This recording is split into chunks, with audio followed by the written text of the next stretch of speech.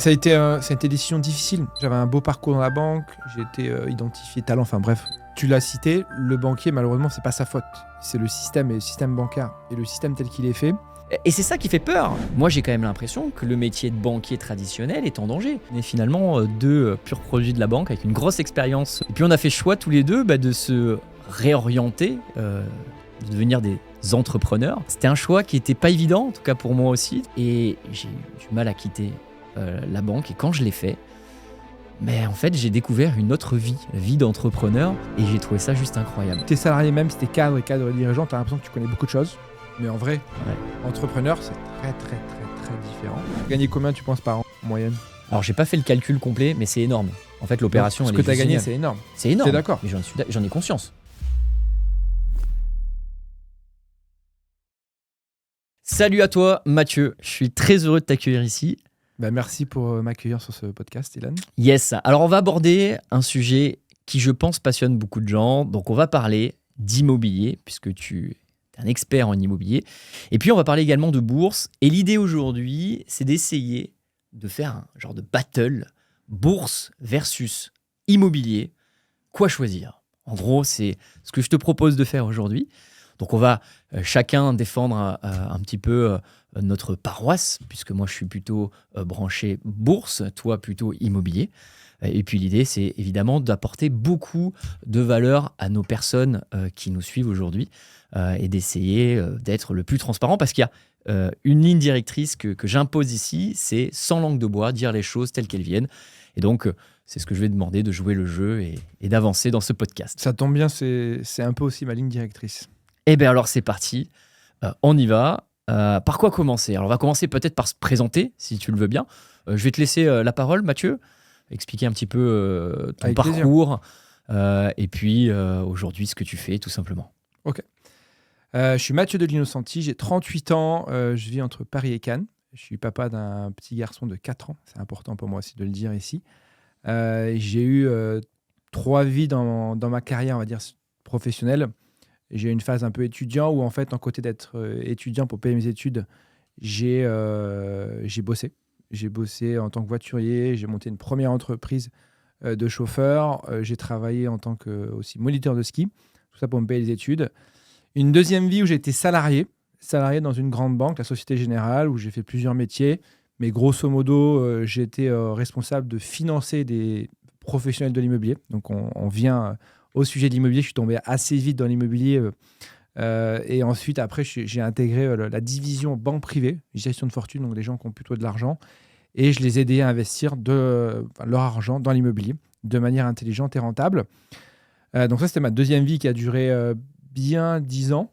Et ma troisième vie qui a démarré 3 ans de ça, je suis devenu entrepreneur. Je me suis lancé et j'ai créé plusieurs activités autour de l'immobilier aussi parce que c'est ma passion. Alors j'ai travaillé en banque, donc le métier de la bourse, la finance, c'est un sujet que j'ai touché plus que de près. Donc je suis ravi d'avoir à échanger avec toi sur ce sujet parce que j'ai beaucoup de choses à dire. Mais ma troisième vie, effectivement, entrepreneur dans l'éducation. J'aide les gens à investir dans l'immobilier, notamment l'immobilier commercial, parce que c'est vrai que c'est un truc... quand tu poses la question autour de toi, qu'est-ce que tu vas faire pour investir dans l'immobilier? Les gens vont dire j'ai acheté un studio, un 2 pièces, sauf qu'ils regardent pas forcément au bon endroit. Donc j'essaie de leur ouvrir avec une espèce de caméra à grand angle pour leur dire regarde, il y a un petit truc là, ça s'appelle l'immobilier commercial, tu peux acheter les murs de ta boulangerie, les murs de ton restaurant, et tu verras, ça va être plus simple à gérer, plus rentable. Ça, c'est la première activité. Ma deuxième activité, j'ai créé Tokimo, donc qui est une plateforme de crowdfunding immobilier. Je reviens un peu à mes premiers départs parce qu'en fait, c'est du financement d'opérateurs immobiliers, de professionnels de l'immobilier. Sauf que là, la banque, c'est entre guillemets Tokimo. Et on a des investisseurs qui investissent chez Tokimo tous les jours. Donc voilà mes 2 principales activités. Et à côté de ça, je fais aussi beaucoup d'immobilier à titre personnel. Et aussi, je le dis assez rarement, mais dans ton podcast, je pense que ça vaut le coup de le dire, un peu de finance, un peu de bourse. Probablement pas autant que toi, mais avec quelques notions.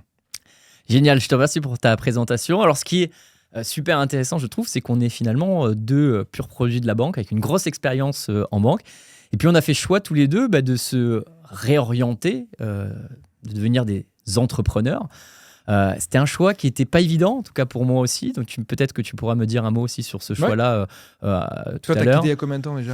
Alors moi j'ai quitté il y a 2 ans et demi, 3 ans. Je crois que c'était en avril 2022 si ma mémoire est Moi, tu bonne. vois, j'ai quitté octobre 21. Donc, tu vois, à Ouais. 6 mois près, on a le même parcours, en fait. Ouais. Et ce qui est incroyable, c'est que moi, en tout cas, c'est le ressenti que j'avais quand je travaillais au sein de cette banque.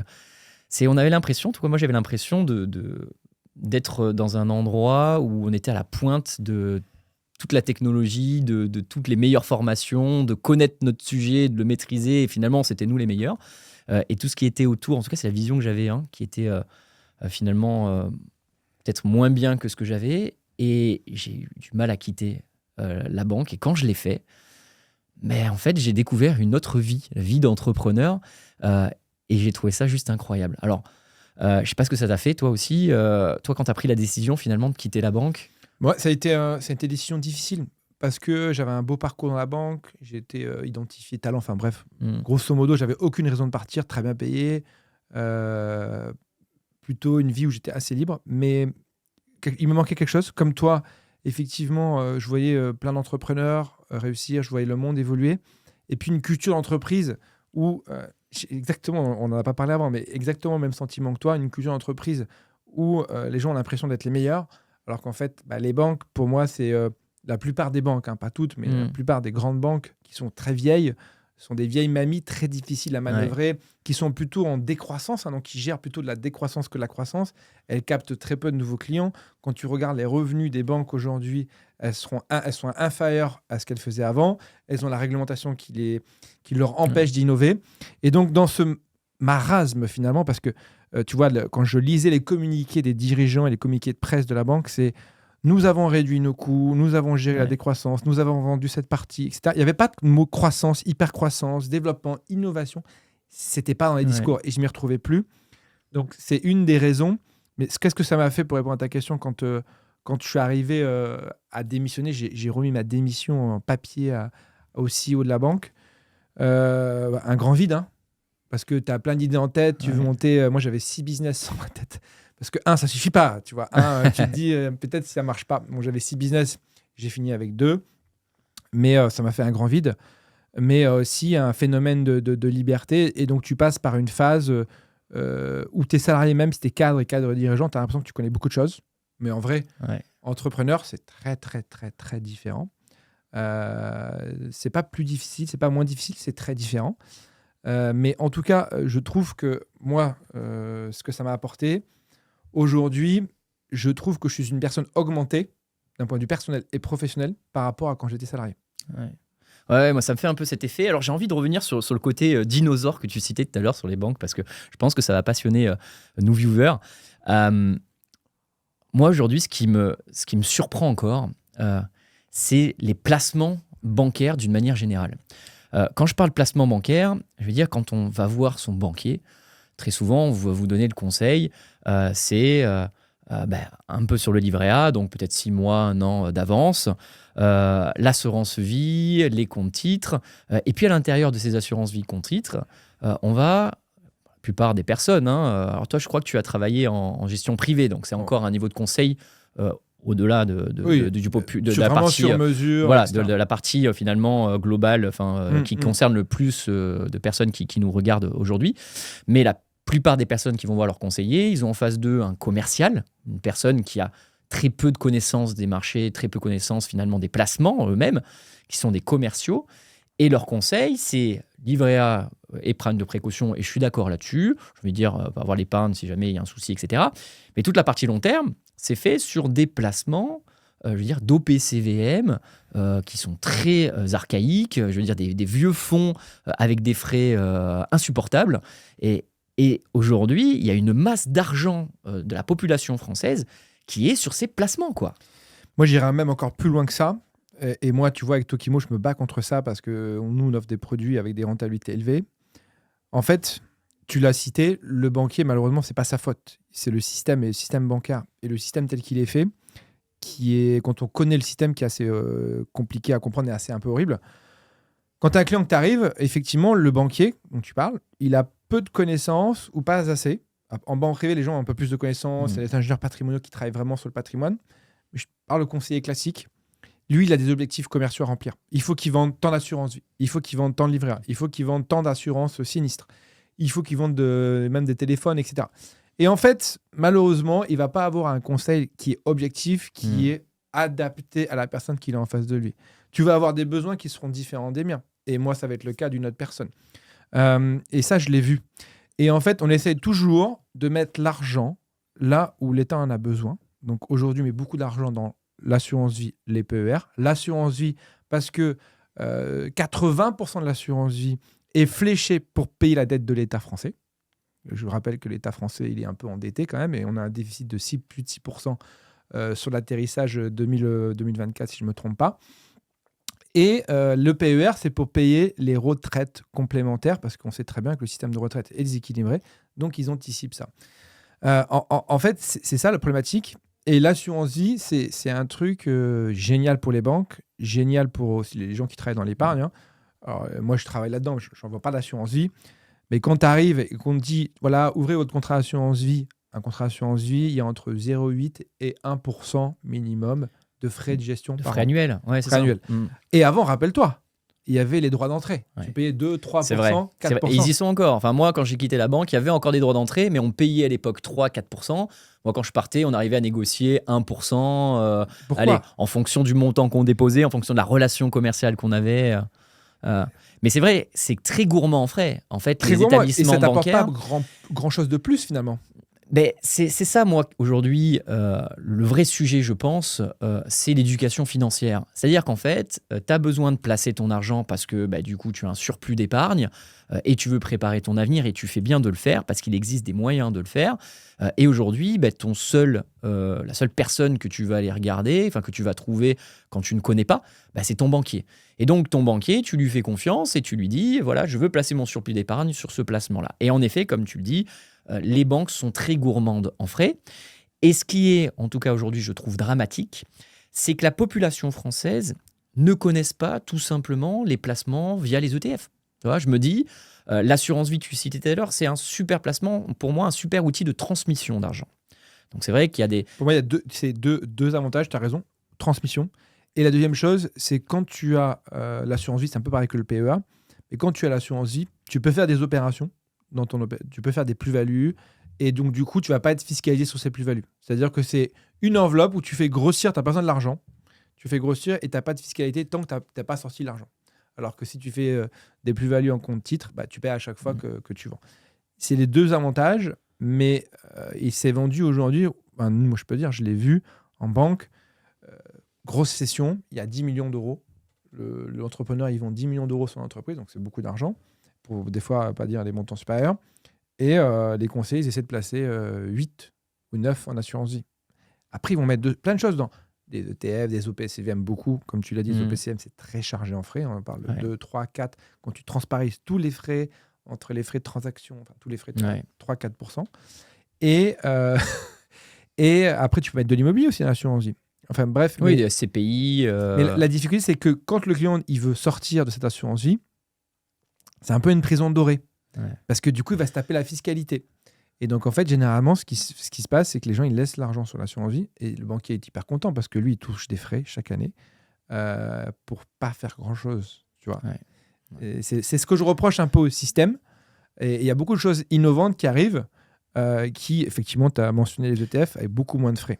Mais moi, j'ai quand même l'impression, alors je ne sais pas ton avis, c'est qu'avec l'arrivée des ETF et la facilité de compréhension de ces instruments financiers aujourd'hui, et finalement des personnes comme nous qui parlons sur les chaînes YouTube, qui essaient d'éduquer les Français sur ce sujet-là, moi j'ai quand même l'impression que le métier de banquier traditionnel est en danger. Moi je me dis que dans 10 ans, 15 ans, quand tout le monde sera au courant de la possibilité de répliquer un indice boursier qui sera plus performant qu'un gestionnaire de fonds, je veux dire, parce qu'aujourd'hui, les études le montrent, 80-90% des gérants de fonds sont battus par l'ETF. Sont battus par l'ETF qui réplique l'indice. C'est-à-dire qu'aujourd'hui, il y a des emplois, et c'est des personnes qui font un très bon travail. Ils sont, j'ai envie de dire, très professionnels, ils ont une bonne vision des marchés, ils connaissent bien leur métier, Mais le problème, c'est que leur performance, elle est moins bonne que l'indice de référence. Pourquoi ? Parce qu'il y a des tonnes de frais, des frais administratifs, des frais juridiques, des frais de mise en marché par l'AMF, etc. Enfin, il y a des nombres de frais qui font qu'en fait, la performance d'un placement est totalement grévée par tous ces frais. Et tu te retrouves avec un placement qui est censé avoir la même performance que le marché boursier, et tu te retrouves avec un placement qui fait moins bien. Qui fait moins bien. Alors, c'est très juste ce que tu dis. Moi, je ne citerai pas la personne, mais j'avais la chance de travailler avec des gens qui étaient à un très haut niveau hiérarchique dans la banque. Et tout ce que tu dis, tout ce qu'on dit, ils le savent déjà. Et ils le savaient déjà il y a 10 ans. Il m'a dit, Mathieu, dans 20 ans, dans 10 ans, dans 15 ans, ça sera toujours. Il n'y aura que comme la ça. gestion à base d'ETF. Ah, d'accord, donc là, tu Il n'y aura confirmes que la gestion à base d'ETF. Là, ce qu'ils me disent. Ils me disent, voilà, nous, ce qu'on va gérer, c'est juste la transition. On va pas tuer sur quoi on est assis en disant que ce qu'on fait aujourd'hui, c'est mal. On va juste accompagner la transition pour justement la gérer au mieux. Et donc, en fait, c'est ce qui est en train de se passer. Tu as des nouveaux acteurs dans le digital, hyper innovants, qui vont proposer des ETF et de la gestion à base d'ETF. Ouais, aujourd'hui, c'est très simple. Il y a des plateformes qui existent. Vous téléchargez l'application.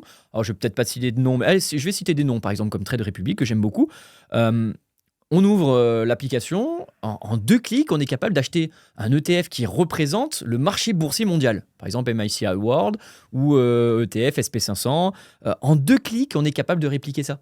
Avant, pour obtenir ça, il fallait un rendez-vous chez le banquier, il fallait signer un ordre de souscription, et puis évidemment, on était drivé sur il faut prendre celui-ci. Évidemment, on vous proposait toujours des fonds maison, les fonds des grandes banques, hein, évidemment, parce que derrière, il y a des marges. Et donc, moi, je trouve que ce conseil était un petit peu erroné, et l'est encore, et que là, maintenant, grâce à ces nouvelles technologies, à ces nouveaux acteurs, j'ai envie de dire, il faut que les Français reprennent en main leurs finances. Surtout que c'est de la gestion très passive. C'est-à-dire que les gens qui investissent en bourse, les Français, à part celles et ceux qui veulent vraiment s'impliquer à gérer day to day, tous les jours, leur portefeuille boursier, en bourse, moi, c'est ce que je fais aujourd'hui, personnellement. Donc toi, c'est à quoi exactement moi, je suis très diversifié en termes sur mon patrimoine immobilier. J'ai 70% de mon patrimoine qui est lié à l'immobilier. Soit par les valeurs de mes entreprises qui sont plus ou moins liées à l'immobilier, soit par les investissements immobiliers. Et je dois avoir 30% d'actifs liquides. Et ces actifs liquides, ils sont placés principalement en bourse et aussi en immobilier. Donc quand tu financier. dis liquide, en fait, ça veut dire, en gros, tu peux les récupérer n'importe quand. Tu peux les récupérer n'importe quand. Ouais. Et donc, c'est les ETF, c'est des actifs, des titres vifs où j'ai des convictions sur des entreprises, etc. Ok. Donc, tu as un portefeuille d'actions, en fait. C'est ça que tu veux dire. Plus des ETF qui répliquent les indices. Et de la crypto. Et de la crypto. Ouais, okay. Ça, c'est ce que je considère les actifs liquides. Et je dois avoir entre 20 et 30% en fonction des moments. Mais moi, j'ai un portefeuille très immobilier. Et après, c'est normal. Tu es dans l'immobilier et beaucoup de gens disent l'immobilier, c'est pas liquide. Mais en vrai, si tu achètes bien de l'immobilier dès le départ, tu vas pas le vendre à 100% de sa valeur, mais même si tu le vends à 90 ou 85% de sa valeur, tu vas le vendre très vite. Alors, tu as des délais incompressibles de 3-4 mois, ça, je ne vais pas dire le contraire, mais tu arrives à vendre assez vite. Alors, tu ne vends pas à la seconde, à part si tu fais de l'immobilier financier. Mais tu vois, là, j'ai envie de rebondir sur quelque chose qui me vient. Tu vois, on dit, donc c'est une critique, alors on va commencer peut-être un peu le match presque immobilier versus bourse, mais tu vois, tu dis, un des vrais défauts qu'on donne, c'est vrai que c'est qu'on se dit l'immobilier, c'est pas liquide. En fait, je suis assez d'accord avec ça, mais à la fois en désaccord. Pourquoi ?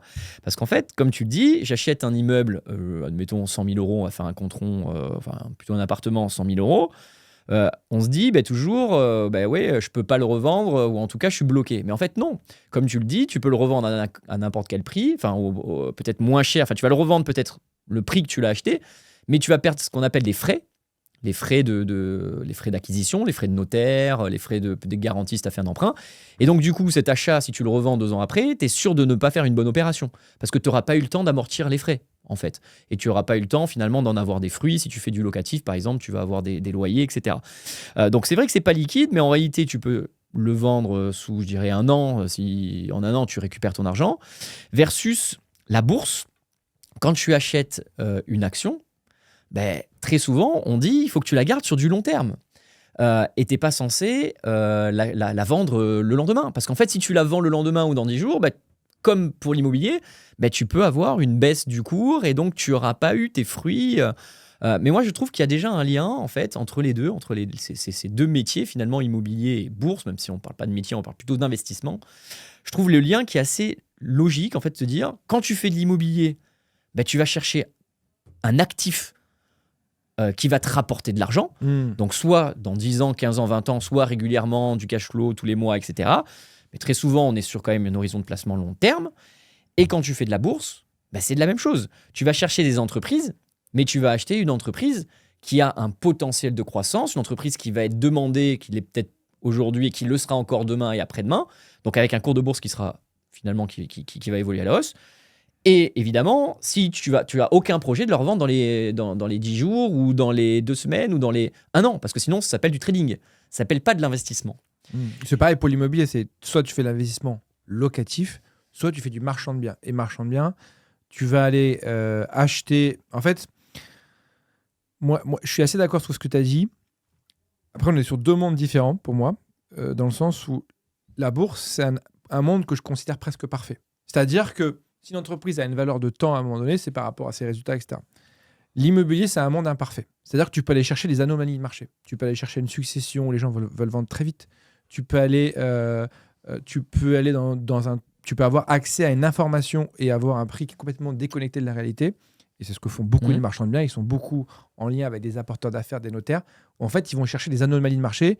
Combien de marchands de biens ont gagné des centaines et des millions d'euros en faisant strictement rien? C'est pas du tout la stratégie que je recommande de faire en immobilier parce que, elle est très improbable, elle est plutôt... il faut vraiment chercher longtemps et des fois, il y en a qui cherchent très longtemps et ne trouvent pas. Mais c'est juste que c'est 2 mondes un peu différents. Pour moi, il y a le monde parfait et le monde imparfait. Ouais. Alors, c'est très marrant ce que tu dis. Du coup, ça fait vraiment le débat. Mais tu vois, tu citais l'anomalie de marché. Et tu sais que c'est ce que je dis très souvent, anomalie de marché. Je vais te prendre un exemple. Apple, en début d'année, a été sous-coté par rapport à ses collègues. C'est-à-dire qu'en fait, Apple a eu une décote de 20-30% par rapport à son cours d'aujourd'hui, par rapport au fait que Apple a un petit peu déçu, peu importe. Et donc, on va pas parler d'anomalie de marché, peut-être, mais on va plutôt parler de période de déception. Et donc, le cours de bourse est venu déprécier de 20-30% par rapport à la valeur d'aujourd'hui. Pourquoi ? Parce qu'il y a un news flow qui était négatif et il y a aussi des gérants de fonds qui vont s'alléger sur Apple parce qu'ils ont eu des grosses plus-values. Il y a des mouvements naturels aussi de spéculateurs à la baisse, de vendeurs à découvert qui vont essayer de mettre un peu de pression sur Apple. Et donc, le titre va baisser. Et donc, quand tu as une vision sur du long terme, moi, j'appelle clairement une anomalie, presque une anomalie de valorisation de marché, tu vois, qui existe en réalité. Tu as pareil en ce moment sur Novo Nordisk, je ne sais pas si tu connais un petit peu, c'est on va dire un pharmaceutique qui est sur des gros sujets de santé, obésité, etc. Donc qui perd 20-30%, mais c'est un titre qui a un potentiel de malade.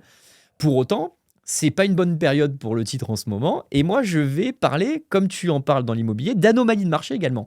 C'est-à-dire qu'en fait, le marché boursier, c'est des entreprises rentables, plus ou moins d'ailleurs, mais les entreprises qui sont dans les principaux indices sont normalement les plus rentables du monde. Par exemple, dans l'S&P 500, c'est 500 plus grandes valeurs américaines. Donc, on a les plus rentables, parce que si elles font faillite, elles dégagent, en gros. Enfin, si elles sont en difficulté, très souvent, elles sortent de l'indice. Mais ce que je vais expliquer par là, c'est qu'il y a des parcours de bourse, comme toi, un immeuble il est valorisé ou un logement est valorisé à un tel prix. Et puis, il se peut que la personne le décote pour X raisons, et donc il va être affiché moins cher. Mais la bourse, c'est exactement pareil. Tu as des périodes, en ce moment, LVMH. LVMH subit en bourse, alors que c'est un titre qui, sur du long terme, je veux dire qu'il y a beaucoup d'espérance de croissance, etc. Donc, il y a des périodes comme ça aussi, où il faut tout simplement apprendre à sélectionner ces entreprises, les identifier comme étant des belles entreprises, et attendre tout simplement qu'elle soit délaissée par le marché, comme peut l'être un bien immobilier, pour pouvoir l'acheter moins cher, et après la garder et en tirer tous ses fruits. Ça, c'est la première différence. Pour parler de deuxième différence, si on essaie de faire un peu le point des similitudes et des différences, moi, ce que je vois comme différence entre l'IMO et la bourse, c'est la transparisation. C'est-à-dire que la bourse, tu as raison, tu as une entreprise qui vend un produit ou service, ou d'ailleurs plusieurs. Et je me suis rendu compte auprès des particuliers Bon, l'immobilier, on sait que c'est le placement préféré des Français. Bah, c'est surtout la sécurité. 60% des personnes. Et on peut le toucher, en fait, c'est simple. Donc, en fait, c'est concret. Ouais. Et ça, c'est la grande différence entre la bourse et C'est l'immobilier. Et j'ai vu beaucoup de gens, effectivement, être bloqués par... ça dépend des profils des personnes, tu vois. Les gens bloqués par la bourse parce qu'ils veulent les choses concrètes. Ils veulent... Encore hier soir, j'ai une copine qui m'appelle, qui est orthophoniste, donc qui gagne très bien sa vie, qui a un centre, et qui me dit, je veux acheter un appartement, un studio, au cas où il se passe quelque chose. Elle n'est pas propriétaire de son appartement, mais elle gagne plusieurs dizaines de milliers d'euros. Donc, elle veut faire un par mois. investissement locatif, c'est Oui. ça? Mais en fait, il n'y avait pas de sens à faire ça. Parce qu'elle me dit, oui, si mais j'ai un problème demain, j'aurai un appartement. Je lui dis, mais pourquoi tu aurais un problème demain? Ton cerveau marche bien, tu as les assurances si demain tu as un accident, ton cabinet est payé, tu as des revenus. Pourquoi tu ne fais pas, plutôt que de faire un studio, soit un gros appartement en achat-vente, soit l'investissement dans l'immobilier commercial, parce que c'est beaucoup plus passif. Et donc, elle me dit, mais en fait, oui, tu as raison. J'ai vu d'autres personnes qui me disent, moi, je ne veux pas du tout gérer l'immobilier. Ils ont essayé une fois, il y a de la gestion. Et en bourse, ils ont l'impression de pas du tout avoir à gérer. Donc, en fait, tu as deux populations de personnes. Et donc, je trouve qu'il y a une vraie différence entre... Moi, je l'ai vécu en banque. Hein. Beaucoup de gens me disaient, effectivement, l'immobilier les rassurait. C'est vrai que moi, je trouve qu'il y a une grande différence. Alors maintenant, avec le digital, la bourse permet quand même pas mal de transpariser, de comprendre ce qui se passe dans les entreprises, mais ça reste assez opaque. Si tu dis j'investis sur le S&P 500, ça reste assez opaque. Ouais. Mais c'est ça tout l'enjeu, moi je trouve. Tu vois, quand on regarde les performances, parlons des performances de placement. Je veux dire, aujourd'hui, quand tu ne connais rien sur la qualité des placements, donc on se met à la place de quelqu'un qui se dit, voilà, j'ai une somme, 10 000 euros, j'ai travaillé, et puis j'en ai pas besoin, ou 20 000 euros, et je veux les placer.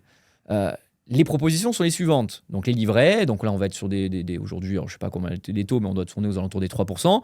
Ce qu'il faut comprendre, c'est que déjà les livrets, ça rapporte moins que l'inflation.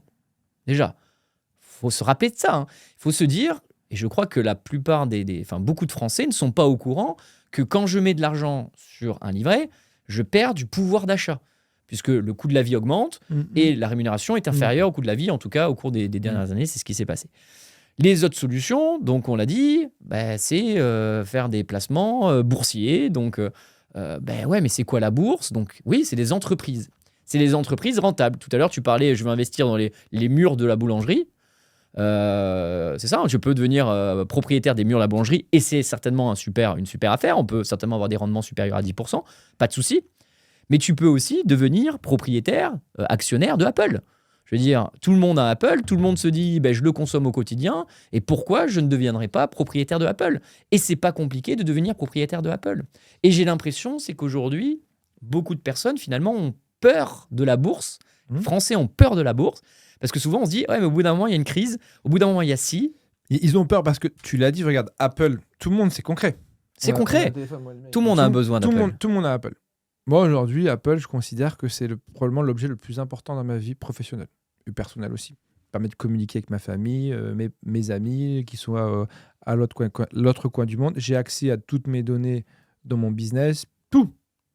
Moi, demain, tu me dirais, je sais pas, un super téléphone vaut 15 000 euros, je l'achèterais. Oui.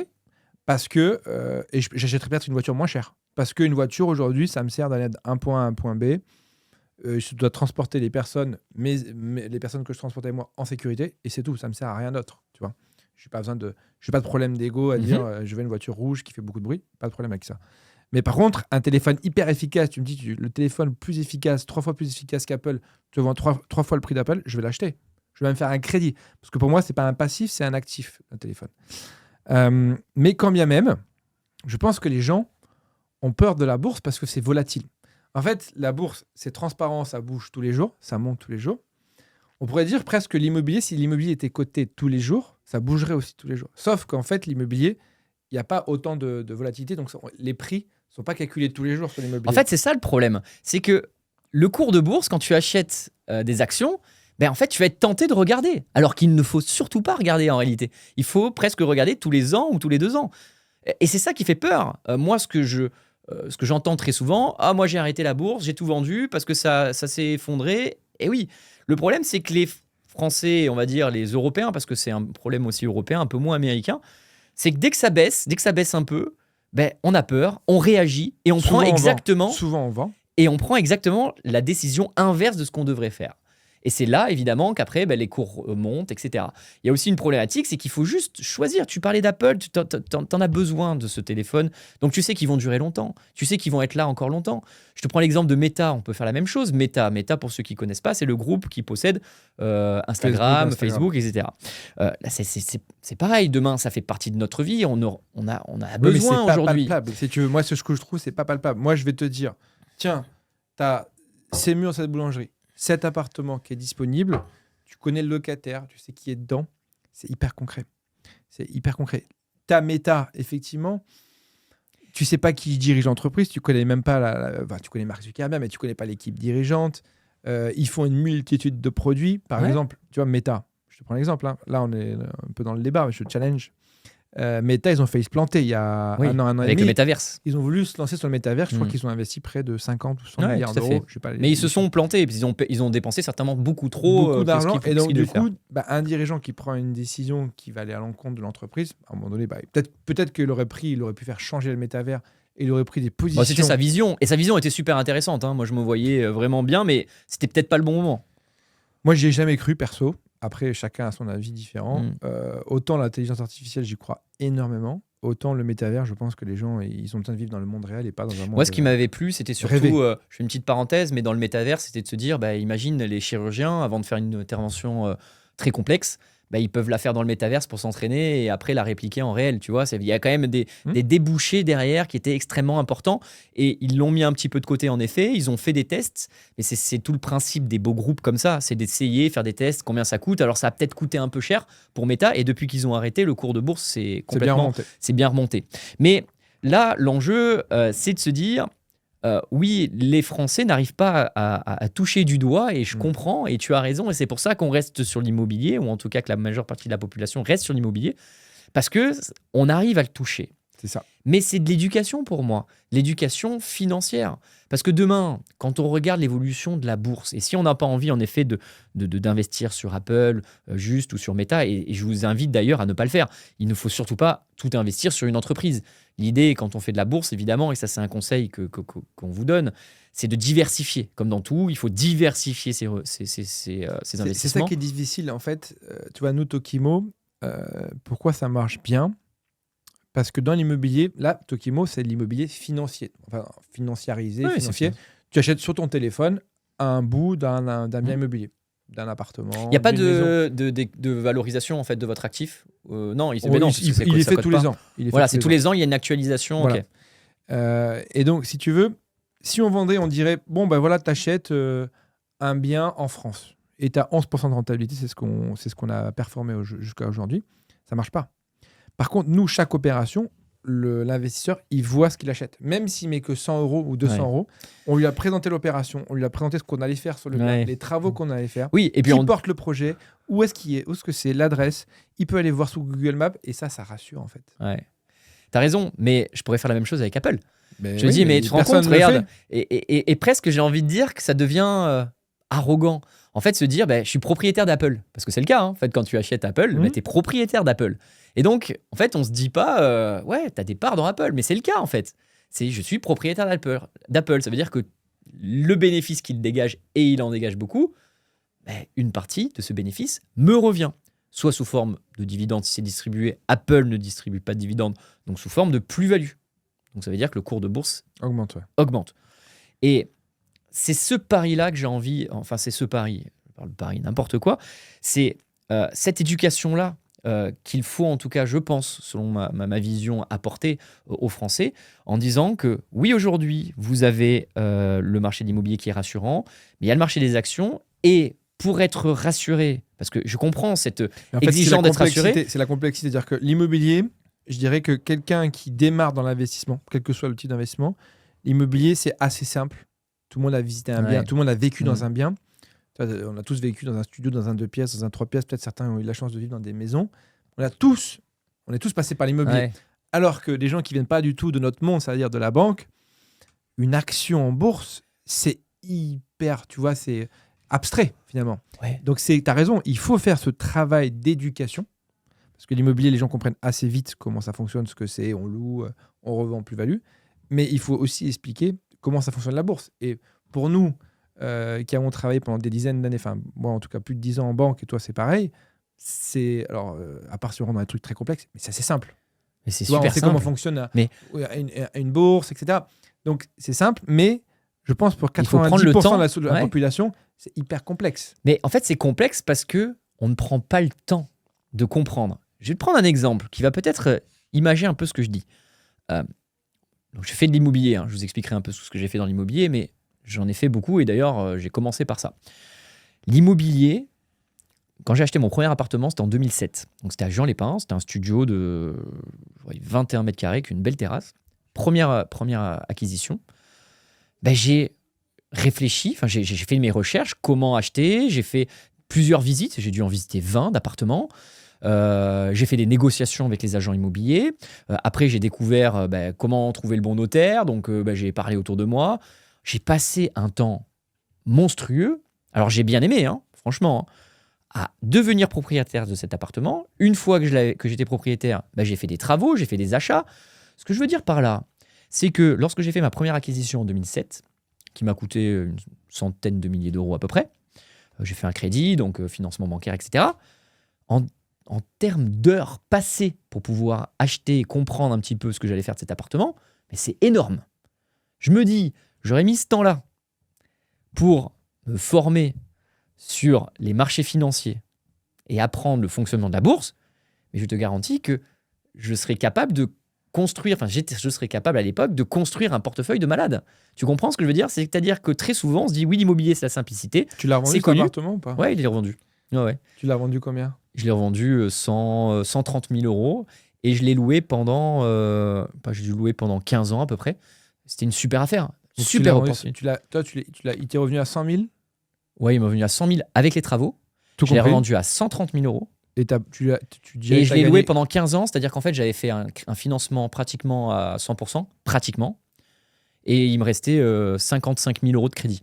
Tu vois, donc j'ai fait. Parce qu'en fait, les loyers, grosso modo, ils étaient couverts par le Airbnb. en direct. Donc du coup, t'as gagné combien, tu penses, par an, en moyenne?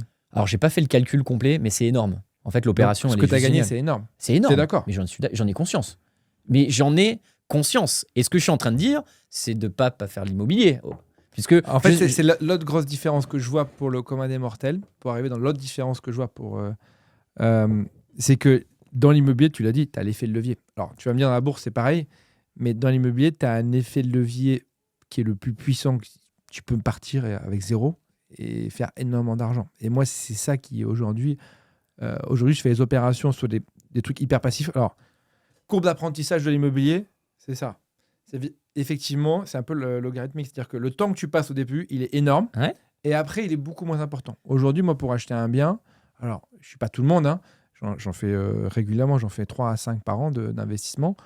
Mais aujourd'hui, pour acheter un bien, sur toute la décomposition, ça me prend, une semaine. Entre la négociation, la visite, monter le BP, la banque et mettre en gestion. Ça me prend une semaine. La totalité, je te parle, le temps de signer. Et ça, et tu vois, sur un bien, je vais mettre 5 000 euros et je vais faire la première année déjà 15 000 euros de revenus. Ok. Et après, chaque année, ça. Et au moment de la revente, je revends très peu parce que pour moi, je fais un peu du marchand de biens, mais pour moi, tu gagnes vraiment de l'immobilier quand tu arrêtes de le vendre, ton immobilier. J'ai compris. Comme tu l'as dit. Alors, pour revenir sur ce que tu disais, donc combien j'ai gagné? J'ai fait une super opération. Alors l'avantage aussi, cette opération, ce fut ma résidence principale quand j'ai vendu, donc j'ai bénéficié aussi d'une bonne fiscalité. Voilà, donc ça y fait aussi beaucoup, parce que j'aurais pu payer aussi beaucoup d'impôts sur le revenu si je n'étais pas en résidence principale. Mais si j'avais acheté du Apple à la place, tu vois, en étant provoquant, j'avais juste acheté du Apple. En mettant le même montant. Le même montant. Alors, comme je t'ai dit, j'ai fait un financement, donc j'ai mis un apport. J'aurais mis 7 apports sur Apple. Okay. Apple, alors moi j'ai juste l'évolution d'Apple en 20 ans, en fait, de 2002 à 2022 par exemple. C'est les chiffres que j'ai en tête. Je crois que 10 000, ça rapporte, je vais dire une bêtise, alors je vais pas le dire, mais certainement beaucoup plus que ça. Je crois qu'on est à 10 000 euros sur Amazon, par exemple, je crois qu'on est à 10 000 euros, on gagne 10 000. plus d'1 million d'euros, je crois, de mémoire. Hein. Ouais. Donc, c'est pour expliquer ça. C'est que derrière, là, on a l'impression, oui, 30, 40, 50 000 euros, je sais pas combien m'a rapporté cet appartement, mais c'est juste énorme. Je veux juste expliquer que sur la bourse, les opportunités qui sont présentes, évidemment, certes, il y a un travail à réaliser de recherche qui prend du temps, mais il prend pas beaucoup plus de temps que dans l'immobilier, comme je te l'ai dit. Tout le temps que j'ai perdu à faire tout ça, je me dis que ce temps-là employé sur un autre sujet aurait pu me rapporter beaucoup plus. Et donc, c'est là où je dis, l'immobilier, oui, simple à faire, évidemment, effet de levier de la banque. L'effet de levier énorme. Et l'effet de levier de la banque. Donc, maintenant, je le dis, je suis monté à 11 appartements. Voilà, donc je suis monté depuis 2007.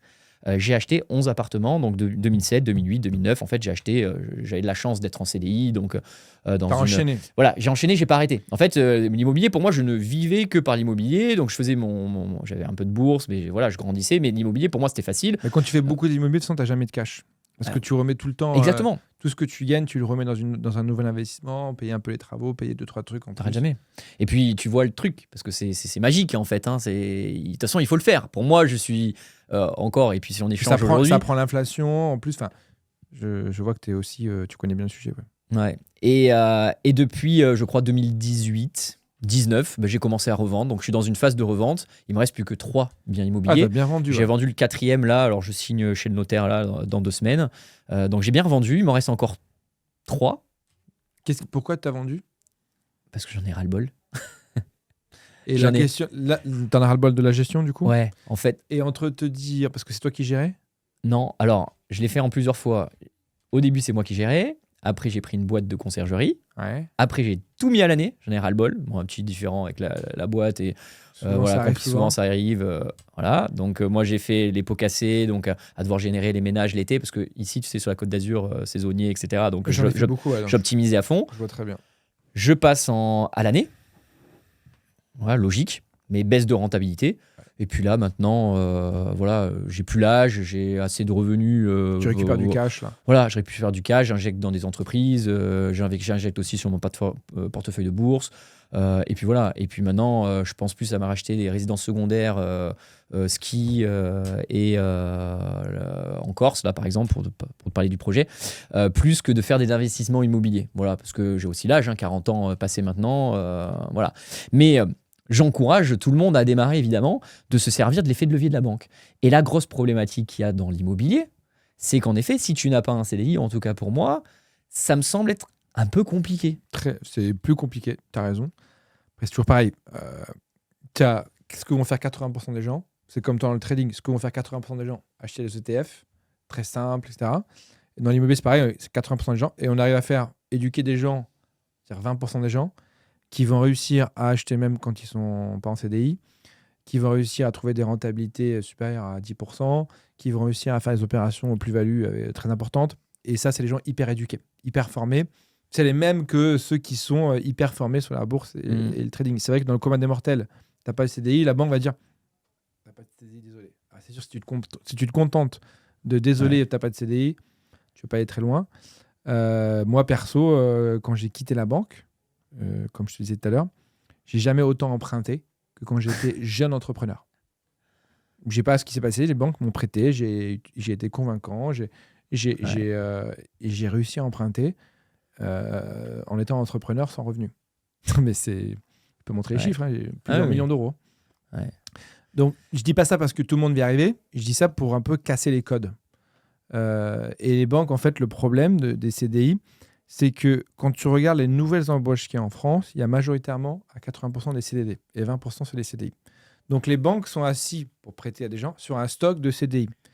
Sauf que ce stock de CDI ne fait que descendre. Et les banques, elles, vont pas arrêter de prêter. Il faut qu'elles payent tous les conseillers, il faut qu'elles captent de nouveaux clients. Et comment elles captent de nouveaux clients? Grâce au crédit immobilier. C'est un produit d'appel, le crédit immobilier. Tu as travaillé en banque, tu sais ce que c'est.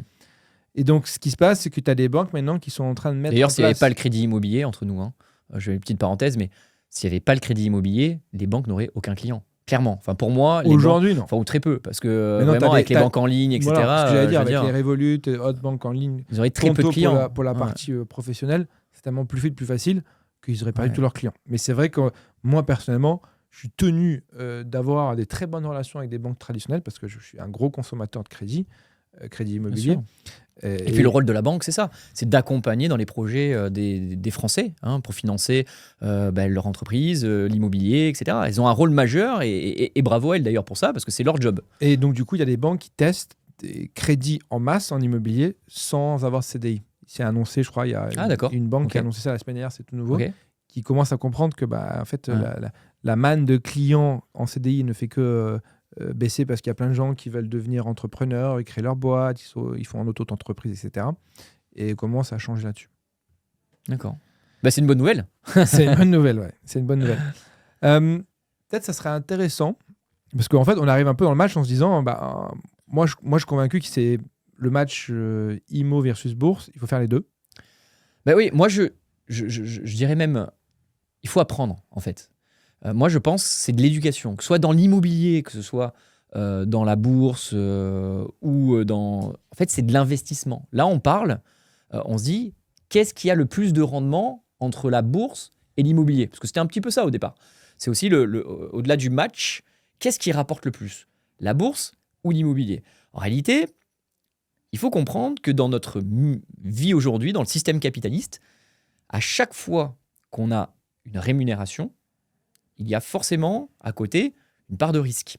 Donc l'idée, c'est de se dire combien je peux mettre. Donc surtout veillez à mettre des capitaux quand vous investissez dont vous n'en avez pas besoin, parce que ce soit sur l'immobilier en investissement ou en bourse, mais derrière, on est sur du long terme.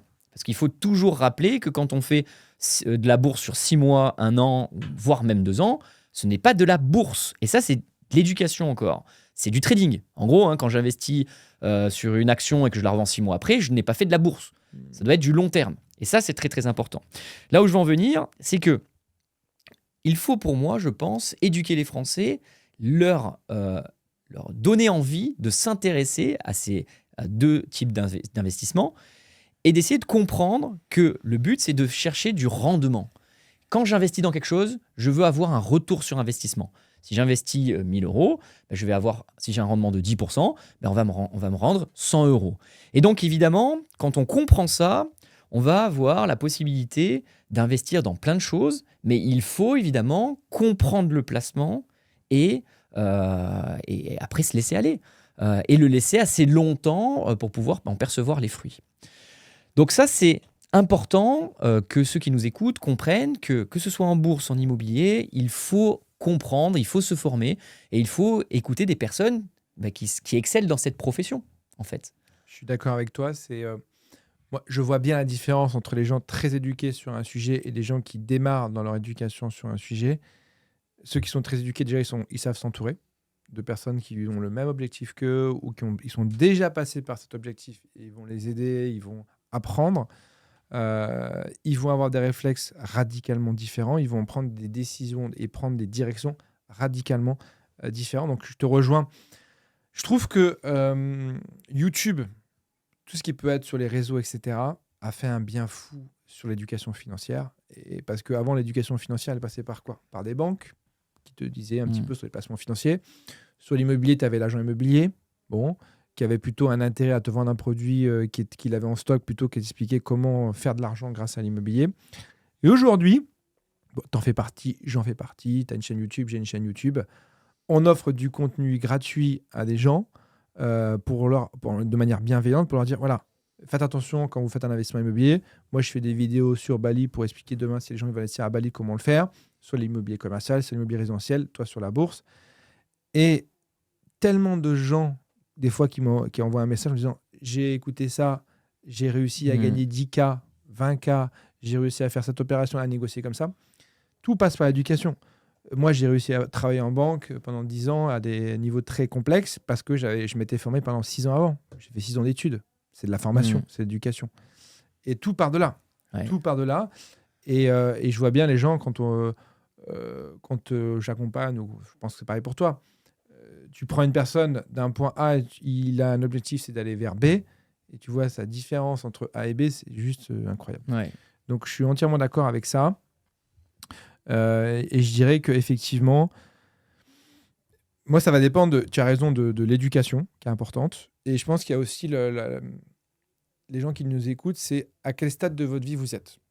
Quel stade de prise de risque de votre vie vous êtes. Tu vois, moi, il y a des gens qui viennent me voir, ils me disent, bon, j'ai 35, 40 ans, un CDI, je suis très bien dans mon CDI, j'en ai eu un, il travaille en banque, je veux juste faire des revenus passifs. Bon, peut-être que côté immobilier, moi, je vais lui recommander d'acheter les murs d'une boulangerie, tiens, on peut reprendre. Louer, pas de problème, tu as une rentabilité de 9-10%.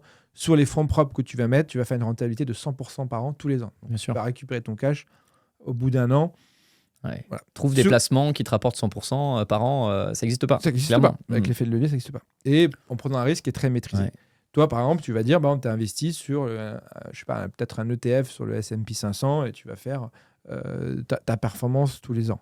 Alors, il n'y aura pas l'effet de levier de la banque sur le TFSP 500, mais moi, dans le métier, puisque j'ai une double casquette, c'est vrai qu'on n'en a pas beaucoup parlé aujourd'hui, mais la partie trading, aujourd'hui, j'apprends aux Français à réussir dans le métier de trader, parce que c'est un métier qui est aujourd'hui reconnu et qui permet aujourd'hui de pouvoir prendre des trades sans investir son propre argent. Parce qu'aujourd'hui, il faut savoir qu'il y a un nouvel acteur qui est venu révolutionner un petit peu le monde du trading, qui est les propres firmes, et qui permet aujourd'hui de passer un volume de trade énorme sans mettre en danger son capital. Et donc, c'est juste incroyable. Ouais, Et donc, tu me parlais tout à l'heure d'effet de levier. Nous, aujourd'hui, un compte à 50 000 $, ça vaut 50 $.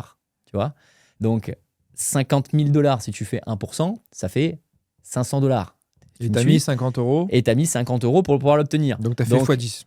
On n'est plus sur du 100% de performance, on est sur du 1000% de performance. Ah oui, c'est incroyable. Donc, c'est juste énorme. Par contre, évidemment, je mets un petit warning quand même, c'est important, c'est un métier. Donc là, on n'est pas sur de l'immobilier ou pendant... C'est pas passif ou c'est pas...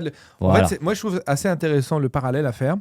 C'est-à-dire que l'investisseur locatif classique en immobilier, c'est l'investisseur en bourse long terme, comme tu disais, le S&P, le Apple, etc. Et le marchand de biens dans l'immobilier, finalement, c'est le trader. C'est quelqu'un qui va consacrer du temps, de l'énergie, qui va aller chercher vraiment la pointe de l'analyse, devenir un professionnel de son secteur. Et les deux sont viables. Il faut juste savoir où est-ce qu'on veut se mettre. Soit on veut des revenus passifs et générer des revenus potentiels du capital pour ses enfants, sa retraite, etc. Et on a son job à côté ou son entreprise. Ça, c'est plutôt investissement locatif / investissement long terme sur la bourse. Ou on veut faire son métier de marchand de biens ou de trader. C'est exactement ça. Je trouve que le parallèle, il est magnifique. Côté court terme, trading, marchand de biens. Côté long terme, investissement locatif, bourse. C'est des activités qui sont complètement imbriquées, on va dire, mais qui sont différentes. C'est deux manières de faire. Il y a des personnes qui font que du marchand de biens, des personnes qui font que de l'investissement immobilier, des personnes qui font que du trading et que de l'investissement boursier. Et puis, il y a des personnes qui font de tout. Et je trouve que c'est exactement ça. C'est la vision globale de l'investisseur et finalement du métier trader et marchand de biens. Je trouve que la conclusion est quand même pas mal. Je suis d'accord. Donc, si on devait un petit peu résumer notre match, si on devait en quelques lignes résumer ce podcast, je pense qu'on peut tous les deux se dire que faire de l'immobilier est essentiel. Investir aussi sur les marchés financiers l'est également. Je veux dire, vous retrouverez à la fois la partie performance, rendement, bien au-delà de l'inflation et qui vous permettra de préparer de futurs projets, etc. Je prenais souvent l'exemple, tu sais, mets 50 € par mois à ton enfant à sa naissance et puis à ses 18 ans. Un compte, il vaut mieux les mettre dans la bourse. Ben ouais, pour lui. Souvent on le met sur le livret A, quoi. Mettez-les sur MIT Award. Voilà. À 18 ans, le gosse, il a une école de commerce, quoi. Je veux dire, clairement. Et vous pouvez regarder les évolutions de cours. Il n'y a aucune période sur 20 ans où ça n'a pas matché. Et j'irai même plus loin. Je suis entièrement d'accord avec toi sur le fait de diversifier. Moi, c'est ce que j'ai toujours fait. J'ai beaucoup fait d'immobilier, mais j'ai toujours mis en bourse à côté. Et le fait de s'intéresser à la bourse, si tu n'as pas d'argent, tu ne t'intéresseras pas à la bourse. Si tu t'intéresses à la bourse, tu vas t'intéresser à l'économie et à la macroéconomie. Si tu comprends l'économie, la macroéconomie, la bourse bouge beaucoup plus vite. Ça bouge de manière instantanée ou quasiment quand il y a une annonce. Par contre, l'immobilier met 12 à 18 mois à réagir. Si tu connais bien la macroéconomie et l'économie, tu vas investir dessus. Mais surtout, tu vas anticiper ce qui va se passer sur l'immobilier. Moi, je peux te dire dans 2 ans, pas à l'euro près, pas au pourcentage près, mais je peux te dire ce qui va se passer dans 2 ans sur l'immobilier. Je peux te dire que les prix de l'immobilier, par exemple pour l'immobilier commercial, ils seront plus hauts dans 2 ans qu'aujourd'hui. Ça, je peux te le dire. C'est la baisse des taux d'intérêt qui Parce que justifie la baisse ça. des taux d'intérêt qui le dit, et c'est la principale composante à la performance de l'immobilier. Donc, et si tu connais la macroéconomie, ça, tu sais anticiper quand te positionner. Bien sûr. Aussi sur l'immobilier. Donc, les deux sont liés en fait. Ouais. C'est ce qu'on fait aussi également, tu vois, quand il y a Madame Lagarde qui s'est exprimée la semaine dernière qui baisse ses taux d'intérêt, tu sais qu'il y a une répercussion qui va se faire au niveau des banques, qui sera 1 mois, 2 mois, 3 mois. Et donc, du coup, tu sais qu'il y aura des conditions qui seront plus favorables en termes d'octroi. Et tout ça, tu peux le savoir que si tu t'y intéresses. Et très souvent, je rencontre des personnes qui me disent « Ouais, j'étais débutant quand je suis rentré dans ton accompagnement en formation » et qui me disent « Mais maintenant, je vois les choses différemment. Je te remercie infiniment parce qu'en fait… on a cette barrière à l'entrée qui te dit c'est dur, c'est complexe, alors qu'en final, ça nous touche de près. Et quand on comprend et quand c'est expliqué d'une manière, j'ai envie de dire, assez simple, avec un langage qui est compréhensible, tout le monde peut comprendre en fait. C'est comme si tu leur enlèves des œillères. Exactement. Écoute, je te remercie en tout cas pour ta venue. Je suis très, très heureux de t'accueillir. On a parlé de beaux sujets. Merci pour les personnes qui veulent réagir. C'est très important. On a besoin aussi de vos réactions sur tous les sujets qu'on vient d'évoquer. Faites-le en zone commentaire. Vous avez de quoi nous solliciter. Posez-nous des questions, on sera très heureux d'y répondre. Est-ce que vous êtes plus team bourse? Est-ce que vous êtes plus team immobilier? Faites-nous savoir également en zone commentaire. Abonnez-vous également à la chaîne, je le dis souvent, mais c'est important. Si vous voulez qu'on continue à produire ce type de podcast, c'est important que vous abonnez. Activez la petite cloche également pour être au courant des nouvelles sorties. Et puis, on se retrouve très rapidement pour un nouveau podcast. À bientôt.